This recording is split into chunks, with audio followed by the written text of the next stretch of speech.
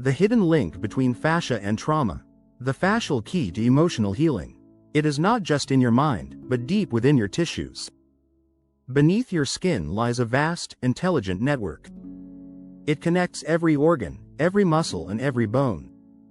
And it might be the key to understanding chronic pain, stress, and emotional healing. This is the world of fascia. So, imagine a silvery white material, flexible and sturdy in equal measure, a substance that surrounds and penetrates every muscle, coats every bone, covers every organ, and envelops every nerve. Fascia keeps everything separate yet interconnected at the same time. It forms one continuous sheet from head to toe. It is a tissue that, up until recently, was thought to be inert and lifeless, dismissed only as just connective tissue.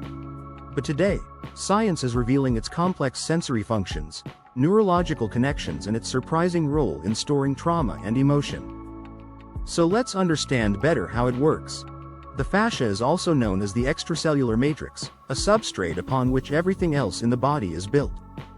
The extracellular matrix is made of both fiber and fluid. For better understanding, the fiber of the extracellular matrix gives support and structure to the arrangement of everything in the body, providing mechanical linkages from cell to cell.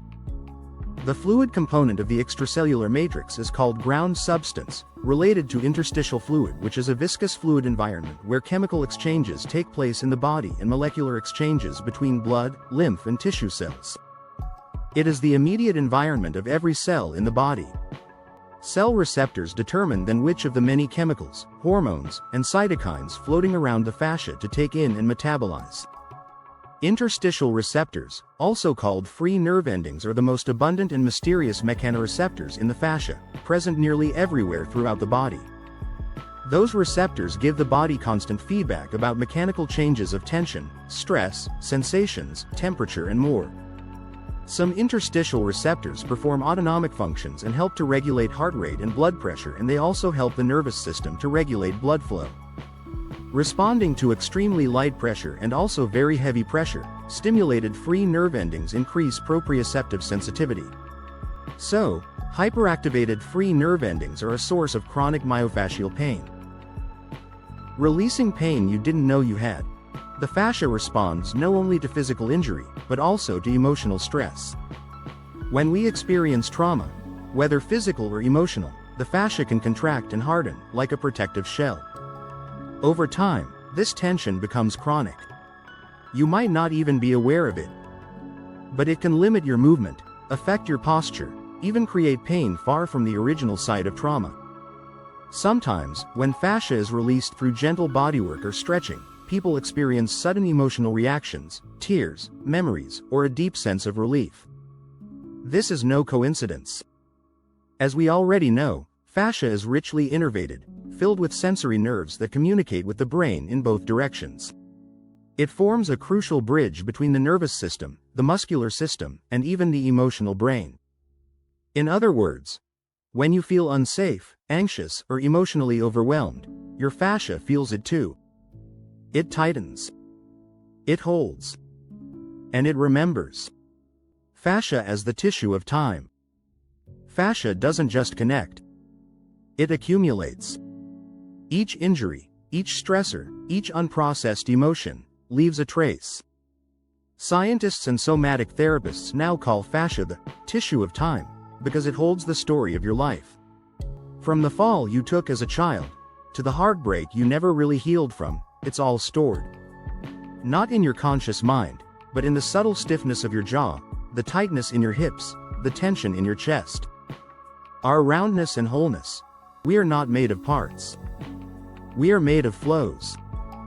Fascia shows us that the body is not a machine, it's a liquid, connected whole. Tension in the foot can affect the jaw. A scar on the abdomen can pull on the back. When we treat the body as an integrated system, healing becomes more complete and often more profound. Fascia and emotional memory.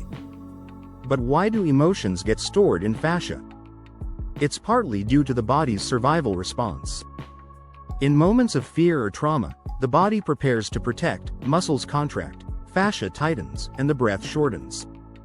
If there's no release, because the trauma is too overwhelming, that pattern stays in place. Fascia locks it in. The body holds the memory until it feels safe enough to let it go. That's why fascial release can bring emotions back to the surface, not as a breakdown, but as a breakthrough. Stories of transformation. Around the world, people are using fascia-based therapies, like myofascial release, trauma-informed yoga, rolfing, and somatic experiencing, to heal from conditions once thought untreatable. Chronic pain, fibromyalgia, anxiety, even PTSD. The results aren't just physical. People feel more grounded, more open, more alive. Because when the body lets go, so does the heart. Beyond medicine, we are entering a new era of healing. One that honors the wisdom of the body, the power of breath, and the silent intelligence of fascia. This is not about fixing parts, but about reconnecting to ourselves, wholly, gently, completely. Get to know some massage techniques that are an excellent healing resource. One of techniques, sometimes called the crab technique, involves gently lifting and pinching the soft tissue between your fingers, on the front, and thumbs, on the back, moving slowly along the muscle. It effectively releases fascial adhesions and may also unlock emotional or energetic stagnation stored within the tissue. When done with full presence and awareness, this technique allows not only physical tension to release, but emotional memories stored in the body as well. Another technique is a more subtle, energetic technique often referred to as fascial listening or presence-based touch. The practitioner places their hands gently on the body, not to manipulate, but to listen and connect with the fascia's subtle rhythms. Over time, the tissue begins to respond, through warmth, soft movements, or internal shifts. This method draws from practices like craniosacral therapy, fascial unwinding, and energetic healing modalities. Here is one advice. Listen to your body and feel what needs to be felt and healed.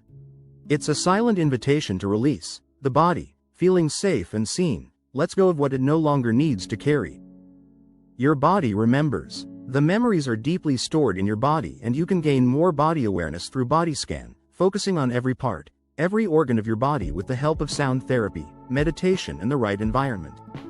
Accept your feelings, even negative ones, don't push them away. And don't worry, your body can learn to release with time and patience. And in that release, is freedom. If this video resonated with you, don't forget to press the like button and share it. Don't hesitate to leave a comment about your own experience with fascia, trauma, or healing. Thank you for being here.